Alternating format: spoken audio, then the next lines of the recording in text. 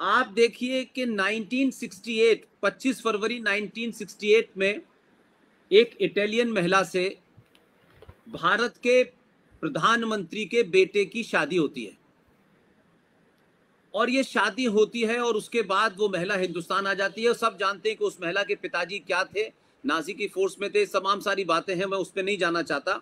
लेकिन मैं अगर इन घटनाओं को देखता हूं तब भी मुझे लगता है कि आज जो स्थिति बनी है उसके पीछे की जो पृष्ठभूमि है वो देखिए। 1968 में ये महिला शादी करती है, कुछ दिन राजीव गांधी के साथ रहती है, राजीव गांधी अपने पायलट का काम करते हैं, फिर ये हिंदुस्तान आ जाती है और फिर उस वक्त देश की प्रधानमंत्री इंदिरा गांधी के साथ ये रहती है। जब ये हिंदुस्तान में इंदिरा गांधी के साथ रह रही थी, आप उस दिन को याद कीजिए, उस वक्त को याद कीजिए कि इंदिरा गांधी का छोटा बेटा संजय गांधी, मुझे आज भी याद है अश्विनी भाई, ये लोग कम बात जानते हैं, मैं अलीगढ़ यूनिवर्सिटी में पैदा हुआ हूं, आप सब जानते हैं। संजय गांधी अलीगढ़ आए थे और संजय गांधी ने उस वक्त की जो स्टूडेंट लीडरशिप थी उसको बड़ा फटकारा था, और वो अलीगढ़ आए और अलीगढ़ के पास जहां अलीगढ़ यूनिवर्सिटी की बाउंड्री समाप्त होती है उससे थोड़ा दूर उन्होंने अलीगढ़ हिंदू विश्वविद्यालय की नींव रखी थी। ये लोगों को नहीं पता, और वो वहां नींव रख के गए। और उसके बाद जब दिल्ली आए तो दिल्ली में जो लीडरशिप थी उस लीडरशिप के साथ मैं काफी उठा बैठा हूं लंबे वक्त तक, उसमें काफी लोग जिंदा भी हैं, काफी लोग चले गए। तो ये गोल में थी, चौक के ऊपर वो लीडर सब बैठे जिंदाबाद मुर्दाबाद कर रहे थे। तो आर के धवन साहब ने कहा कि आप बताइए भाई, आप लोगों को क्या चाहिए, मैडम आपसे मिलना चाहती हैं। तो जब ये जो सफदरजंग वाला मकान था उसमें जब वो सारे लीडरशिप गए, और उस जमाने आप जानते हैं कोई ब्लैक कैट वगैरह का मसला नहीं था, तो ये सब लोग वहां बैठे हुए थे उनके गेस्ट उसमें रिसेप्शन पर। तो काफी देर के बाद राजीव गांधी वहां वो संजय गांधी आए, और संजय गांधी के हाथ में एक कुत्ता था छोटा सा गोद में, और उन्होंने पूछा भाई आप कहां से आए हैं, तो उन्होंने कहा साहब हम अलीगढ़ यूनिवर्सिटी के स्टूडेंट हैं। तो उन्होंने कहा क्या चाहिए आपको, कि नहीं साहब हमें ये बात करनी है और अलीगढ़ यूनिवर्सिटी है। तो उन्होंने कहा अलीगढ़ यूनिवर्सिटी को ग्रांट कौन देता है, कि यूजीसी देता है, तो फिर आप इस तरीके की बातें क्यों कर रहे हैं। और उसके बाद उसने जो कुर्सी खाली थी उस पर वो अपने कुत्ते को बिठाया और फिर वो चला गया, और फिर संजय गांधी लौटा नहीं, और वो लोग फ्रस्ट्रेट होकर उठ के चले आए। उस जमाने हम अलीगढ़ में ये सब सुनते थे उन लोगों के मुंह से। तो एक छवि बनी संजय गांधी की, और खासतौर से जो 75 की इमरजेंसी लगी उसमें आप सबको पता है कि वो जो आपका जामा मस्जिद का इलाका था वहां कैसे जो उनकी दोस्त थी, जो बाद में जो ये जो फिल्म स्टार है उसकी माँ थी, वो सलमा सुल करके नाम था उनका, रुखसाना सुल्ताना, और वहां वो नसबंदी का मामला हुआ, गोली चली। तो संजय गांधी का एक राइट विंगर, एक हिंदूवादी चेहरा था। आप सोचिए कि 23 जून 1980 को एक प्लेन क्रैश होता है सस्पिशियस सर्कमस्टांसेस में, जिसकी ना तो कोई रिपोर्ट आई, ना कोई पोस्टमार्टम हुआ, ना कोई कमीशन बैठा, और संजय गांधी की मौत हो गई सफदरजंग एयरपोर्ट के पास वो फ्लाइंग क्लब में अपने जहाज उड़ाते में। अब मैं आगे बढ़ता हूं, आप देखिए कि उसके बाद में आप फिर 31 अक्टूबर को श्रीमती इंदिरा गांधी की हत्या हो गई, और श्रीमती इंदिरा गांधी की हत्या के बाद आप देखें राजीव गांधी की हत्या हो गई। फिर आप देखें कि जो दो पोटेंशियल कैंडिडेट थे भारत में, राजेश पायलट, वो भारत का गृह मंत्री था, वो जयपुर के रास्ते में उनकी कार टकरा जाती है, उनकी हत्या हो जाती है, न कोई पोस्टमार्टम होता है, न कोई कमीशन बनता है, न कोई इंक्वायरी होती है। फिर यकायक हमारे 5 दोस्त थे, उसमें बेहतरीन पत्रकार थे, और माधवराव सिंधिया का नया जहाज था, और वो जा रहे थे मैनपुरी के पास, उस जहाज के अंदर गड़बड़ होती है और 5 पत्रकार और माधवराव सिंधिया जो हैं 31 सितंबर 2001 को उनकी मौत हो जाती है। अब आप जरा दूसरी तरफ रुख करें कि आप सोचिए कि प्रियंका की शादी 1997 में होती है 18 फरवरी को, मुरादाबाद के एक परिवार जो पीतल का काम करता था, उनका नाम था राजेंद्र वाड्रा, और इनका परिवार सियालकोट से भाग के आया था जब वहां हिंदुओं को मारा जा रहा था। अब ये राजेंद्र वाड्रा के बारे में थोड़ी सी 2 बातों से आपको लगेगा कि हिंट मिल जाएगी, और ये जितने भी तथ्य मैं कह रहा हूं ये सब अवेलेबल हैं, ये कोई मैंने अपनी तरफ से नहीं बनाए हैं। आप देखिए कि राजेंद्र वाड्रा 1997 में प्रियंका गांधी की रॉबर्ट वाड्रा से शादी होती है। रॉबर्ट वाड्रा के पिता राजेंद्र वाड्रा 21 जनवरी 2002 को आउटलुक मैगजीन, जिसके एडिटर थे अंग्रेजी के विनोद मेहता साहब, पत्रकार, उन्होंने इंटरव्यू दिया है और उन्होंने कहा कि I am not scared of any Italian mafia.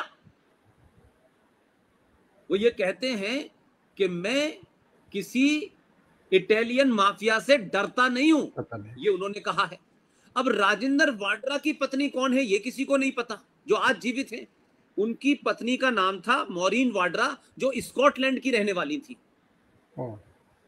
और अब आप देखिए कि राजेंद्र वाड्रा 2002 में ये स्टेटमेंट देते हैं और 2009 में ये जो ग्रीन पार्क, जो एम्स वाली रोड है, इसके ऊपर एक मार्केट है यूसुफ सराय मार्केट।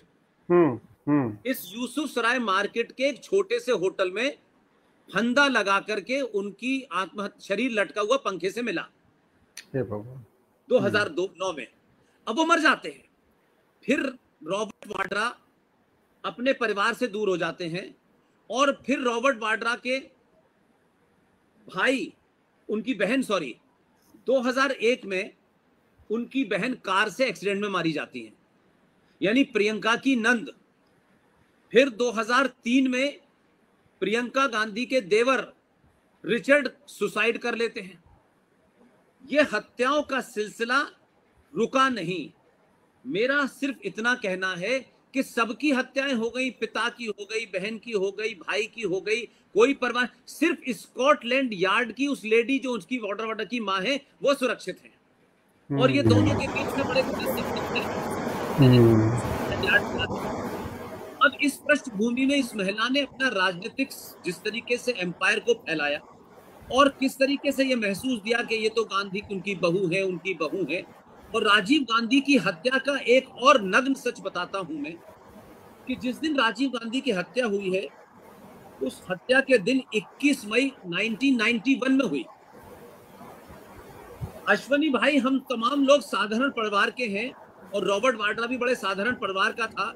और ये जो मैडम आई है इटली से, ये कोई बहुत अमीर नहीं थी, बहुत छोटे घराने की थी। जिसका पति मर जाए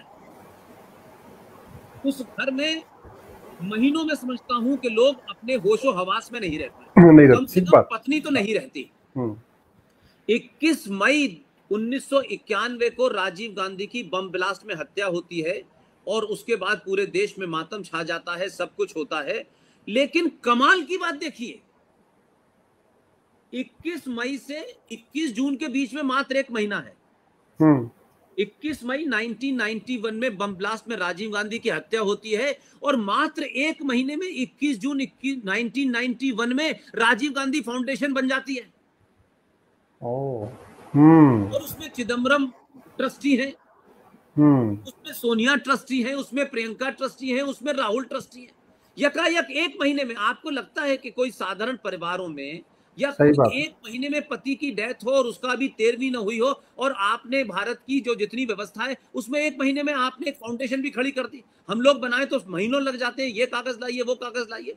तो ये मैं पृष्ठभूमि इसलिए बता रहा हूं कि इस बैकग्राउंड में अगर आप समझेंगे तब आपको पता चलेगा कि भारतीय राजनीति में जो ये परिवार के नाम पे चल रहा है, जो गांधी के नाम पे चल रहा है, जो बार बार में कहा जाता है मैं गांधी की बहू, मैं गांधी की बहू। इंदिरा गांधी जेल गई थी, लेकिन इंदिरा गांधी करप्शन में जेल नहीं गई थी, वो अपने पॉलिटिकल उसके लिए गई थी। तो यहां पे लोग जेल जाने के बाद कहते हैं इंदिरा गांधी भी तो मेरी सास भी तो जेल गई थी।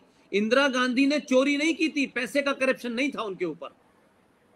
तो सोनिया गांधी और ये पूरा परिवार जो पीतल की छोटी सी नगरी थी, कुछ आर्ट वार्ट बनाते थे और आज डिफेंस कॉलोनी के अंदर उनकी बड़ी बड़ी गैलरीज हैं।